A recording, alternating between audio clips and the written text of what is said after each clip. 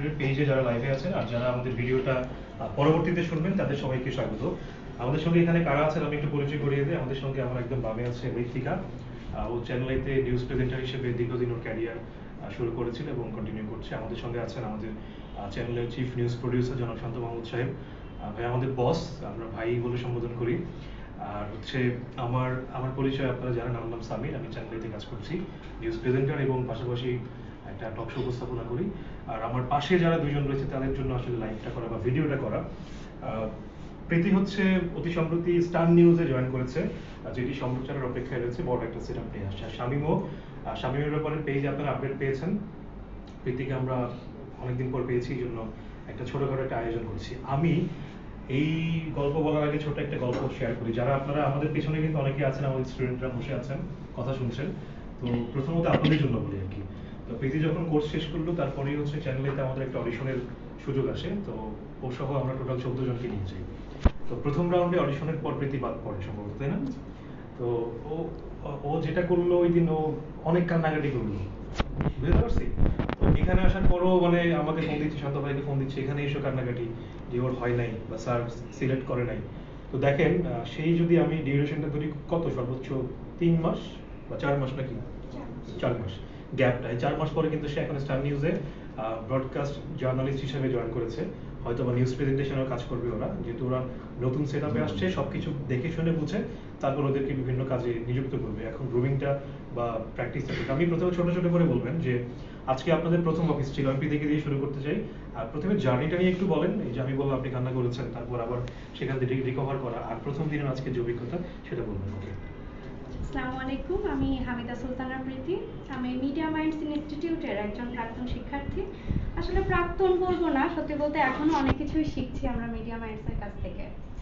তো এখানে দাঁড়িয়ে এর আগে অনেক ক্লাস করেছি, কথা বলেছি, আজকে কথা বলতে হয়তো একটু বেশি ভালো লাগছে।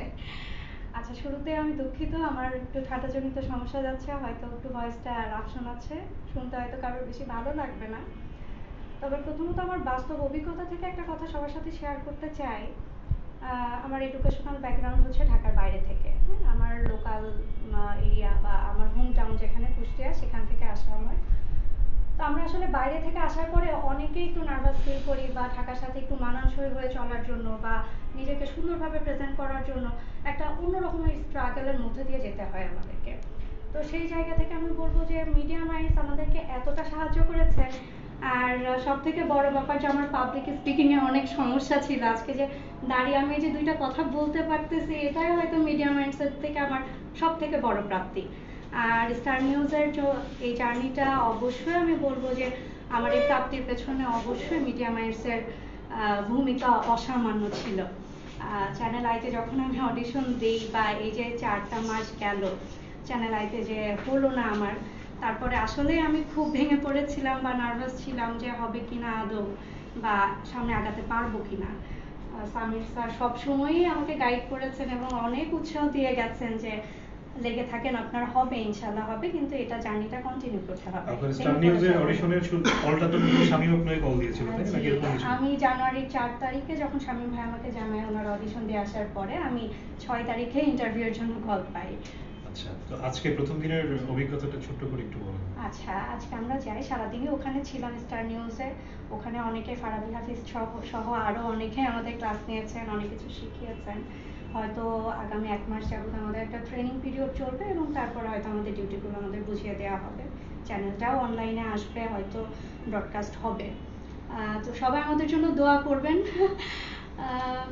শান্ত ভাইয়া, সামির ভাইয়া এবং মিডিয়া মাইন্ড ছাড়া আসলে আমরা অসম্পূর্ণ। আচ্ছা, আমি ভাইয়ের কথা পরে একটু বলে শুনবো। শামীম একটু বলেন, আজকে প্রথম দিনের আপনার কথা আমরা শুনেছি, আর প্রথম দিনের যে অভিজ্ঞতাটা সেটা একটু বলুন। প্রথম দিনের অভিজ্ঞতা আসলে আমার যে ফিল হয় সেটা আসলে আমি বলতে গেলে মানে আমার বিয়ের মতো ফিল। আজকের অফিসটা আমার কাছে এরকম ছিল যে মানে বিয়ের সময় যে অনুভূতিটা আমার ছিল মানে খুবই আনন্দের। হ্যাঁ, বিয়ে হলে সবাই আনন্দিত হয়, একটা আলাদা জিনিস কাজ করে। তো অফিসে আসার সময় আজকে আমার মধ্যে মানে সেই পুরোনো দিনের সেই কথাটা আমার যখন মনে পড়ে, যাদের বিয়ে হয়নি তাদের জন্য তো আরো মানে এটা এক্সাইটেড একটা মোমেন্ট থাকবে। অফিসের প্রথম দিন, তো অফিসে প্রথম দিন যাওয়ার পরে যে মানে অফিস স্টাফ হিসেবে বা একজন ব্রডকাস্ট জার্নালিস্ট হিসেবে যাত্রা শুরু করার সময় যে সময়গুলো চ্যানেল আমাদেরকে দিল, তো হয়তো পুরো সেটআপ নিয়ে আসতে একটু সময় লাগবে, কারণ সবকিছু গোছানোর একটা সময় প্রক্রিয়ার মধ্যে দিয়েই যাবে। তো তারপরে যদি আসে তাদের আজকের প্রথম যে দিন, এটা হয়তো স্টার নিউজের জন্য একটা বড় দুর্দান্ত জার্নি হবে। মানে প্রথম দিন তারা আমাদেরকে যেভাবে দিয়েছে বা তারা মানে শেখাচ্ছে যেভাবে, তো এখানে প্রথম দিনে আসলে ইন্ট্রোডাকশন ছাড়া আর বেশি কিছু তেমন একটা থাকে না, কিন্তু অফিসের স্টাফ যারা বা ম্যানেজমেন্টকে খুবই চমৎকার লেগেছে আমার। সব মিলিয়ে দোয়া করবেন, আশা করছি হ্যাঁ সবকিছু মিলিয়ে ভালো ছিল। আর মিডিয়া মাইন্ডসকে যদি কিছু বলতে চাই, এটা আমার আগে যারা দেখেছেন বা এখন যারা দেখছেন সবাইকে বলবো যে প্রেজেন্টার হওয়ার পেছনে বা ব্রডকাস্ট জার্নালিস্ট যেটাই বলেন, মিডিয়াতে আসার পেছনে মিডিয়া মাইন্ডস ইনস্টিটিউটের আমার সব থেকে বড় সাপোর্ট।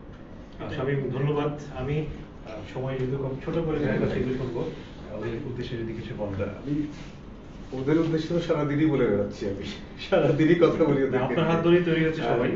ওদের যেটা হচ্ছে যে শামীমের কথাটা আমি বলবো যে শামীমের খুব ইচ্ছে ছিল চ্যানেলে কাজ করবে এবং সেটা আমাদের সাথে কাজ করবে, কিন্তু ওর এই আশাটা পূরণ হয়নি।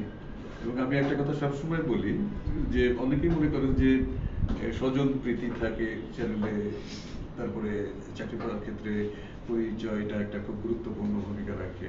আমি সবসময় একটা কথা বলি যে এখানে নিজের যোগ্যতা ছাড়া আসলে কিছুই হবে না। এবং আমি এই কথাটাও বলি যে আমার মেয়ে হলেও অসম্ভব ব্যাপার যদি তার নিজস্ব যোগ্যতা না থাকে।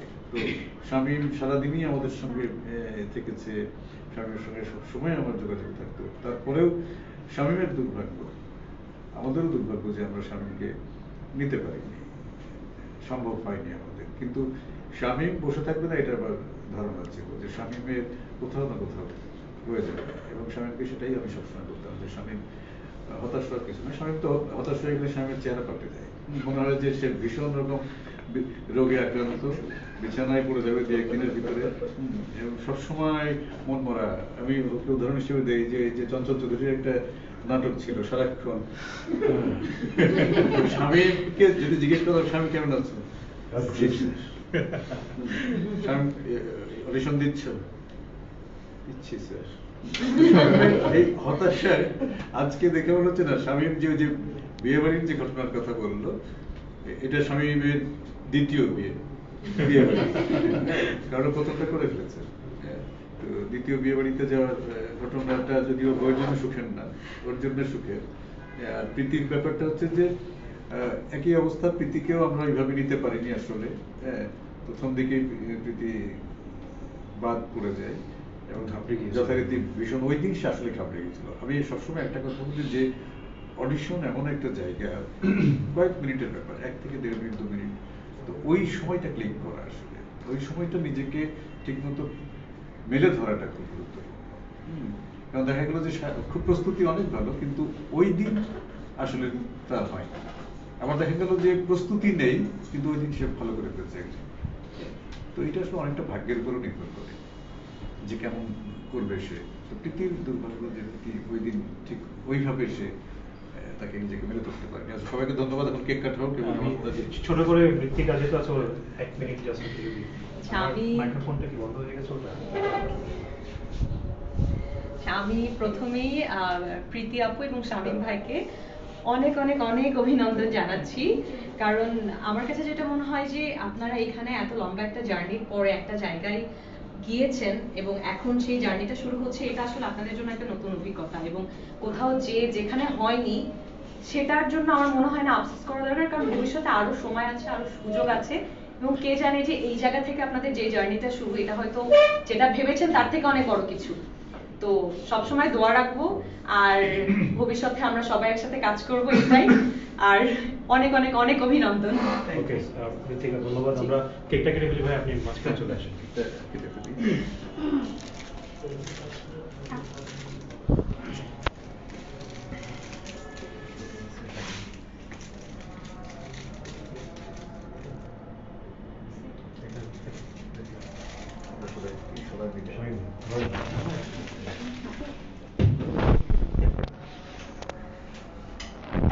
সবাই কনগ্রাচুলেশন। টিস্যুটা লাগবে একদম চকলেট টিস্যু মাহি কোথায় আমি একটু আপনাদের দুজনকে একটু খাওয়াই দিই। আমরা না কিন্তু চলবে থ্যাংক ইউ সবাইকে আমি দিয়ে ফেলি, হ্যাঁ আপনিও। সবার আসলে দিয়ে দাও আগে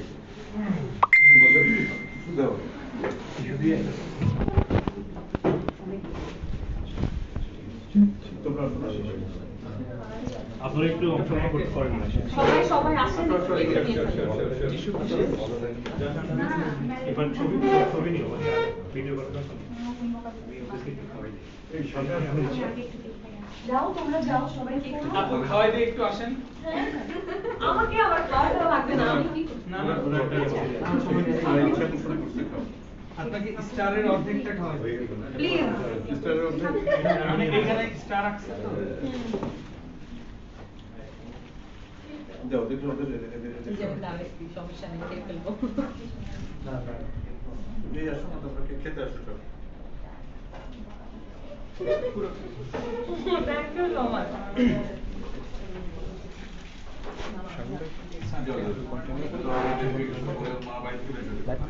মানুষ খাওয়া দেখে তো আমার বাসা আছে বাইরে থেকে বের করে দিলে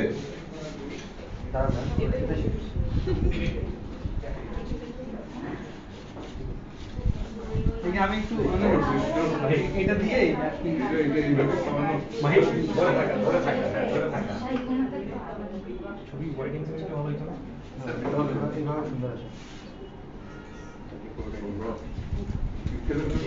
আরো এই তোমরা আসো এই মেয়েরা গেল না না আসো আসো আসো এই ছেলেরা